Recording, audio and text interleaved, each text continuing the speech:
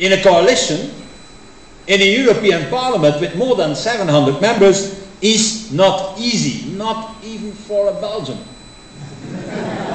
And I can tell you, I'm not the only one who knows that, because even the Dems know that by now. Just imagine. What ALDE is doing in the European Parliament is trying to keep this pro-European coalition with the European People's Party and the SED together. Because together we can negotiate with the European Council and enforce, in my opinion, better deals than in the past. More pro-European deals based on the community method and not on the intergovernmental method. And based, and that is important, on the European interest. The European interest and not on the lowest common denominator of national interests.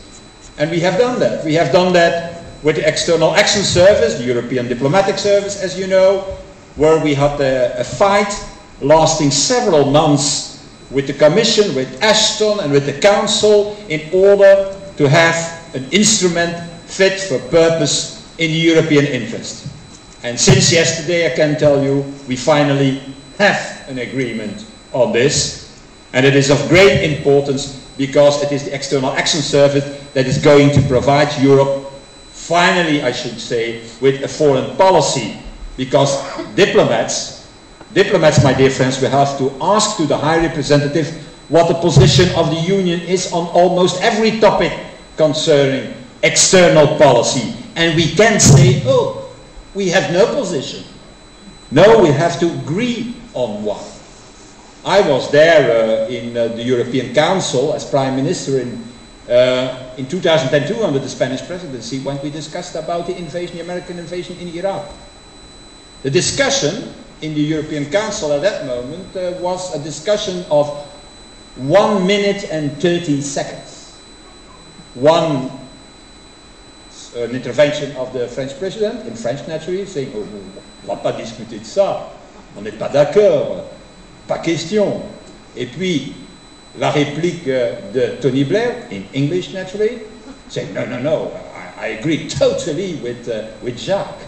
We have no common position. We stop the discussion. That was the discussion in the European Council when happened one of the most important topics of foreign policy of the last decade. 1 minute and 30 seconds. So I think that things can change with this External Action Service, and that it can be the start of Europe speaking with one voice in the world, finally I should say. And we have also, dear liberal friends, pushed for a pro-European coalition and for pro-European answers to the financial and economic crisis. And we can say today that thanks to these efforts, we now have the European-wide financial supervision. We have also the beginnings of a European solution for countries in major financial troubles like Greece. We created, finally, after even 6 months of chaos and contradiction in the European Union, a European financial stability mechanism and a European financial stability facility. And we have now also a legislation on bankers' bonuses. And we are working, even more difficult, on a new regulation on hedge funds with a European passport and no longer with national passports, as some member states are asking for. And we have also now a proposal, a bold proposal from Olli Rehn, to strengthen the growth and stability pact with financial sanctions, with political sanctions for those countries that do not fulfill their promises as Greece has done. And this is what we have done in Europe, what we are doing in Europe, and that is what we will keep on doing in the coming years, because we must emerge from the crisis, I think, with more Europe and not with less Europe, and with community answers to the crisis, European answers, and not in an intergovernmental approach.